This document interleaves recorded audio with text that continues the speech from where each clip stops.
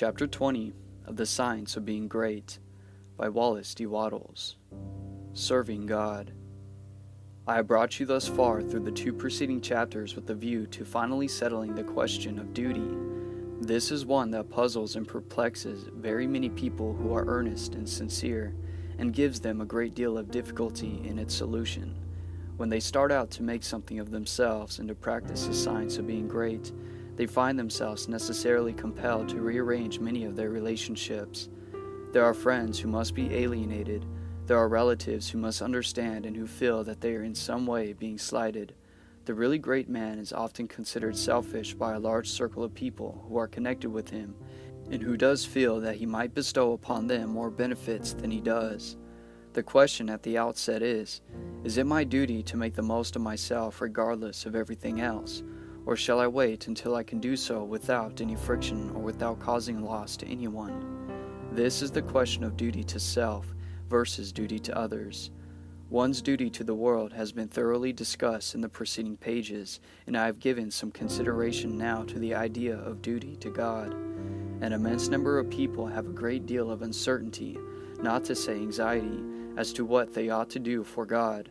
The amount of work and service that is done for Him in these United States in the way of church work and so on is enormous.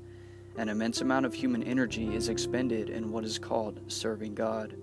I propose to consider briefly what serving God is and how a man may serve God best, and I think I shall be able to make plain that the conventional idea as to what constitutes service to God is all wrong.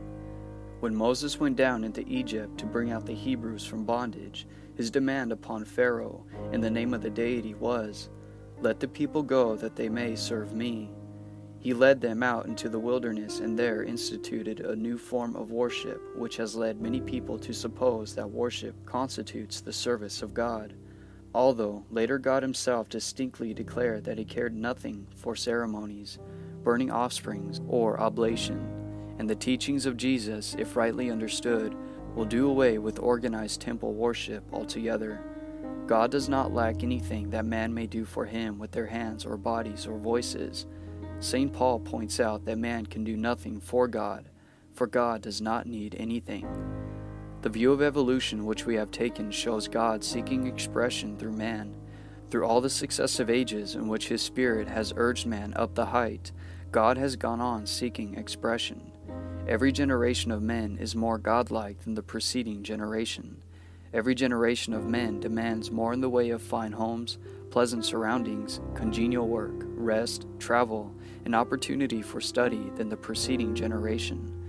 I have heard some short-sighted economists argue that the working people of today ought surely to be fully contented because their condition is so much better than that of the working man 200 years ago, who slept in the windowless hut on the floor covered with rushes in company with his pigs.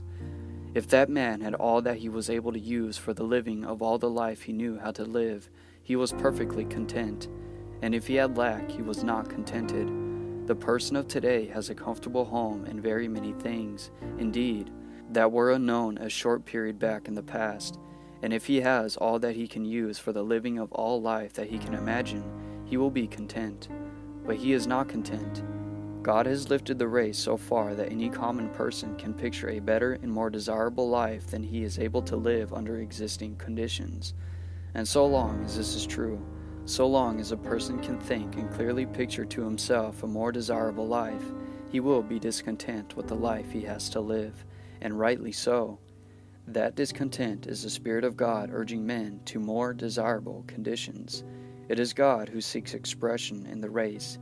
He worketh in us to will and to do.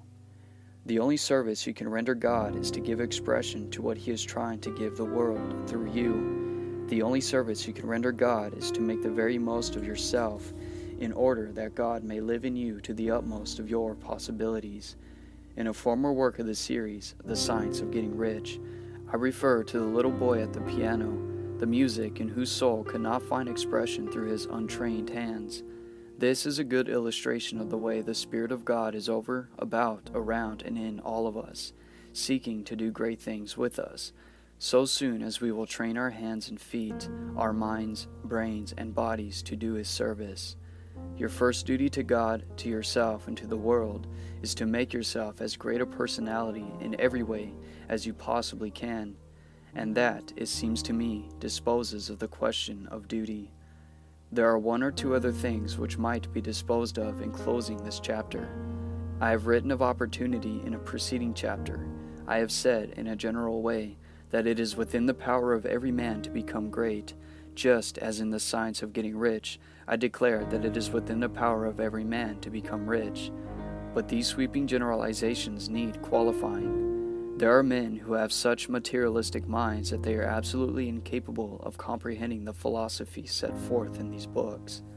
There is a great mass of men and women who have lived and worked until they are practically incapable of thought along these lines, and they cannot receive the message. Something may be done for them by demonstration, that is, by living the life before them, but that is the only way they can be aroused. The world needs demonstration more than it needs teaching. For this mass of people, our duty is to become as great in personality as possible, in order that they may see and desire to do likewise. It is our duty to make ourselves great for their sakes, so that we may help prepare the world that the next generation shall have better conditions for thought. One other point.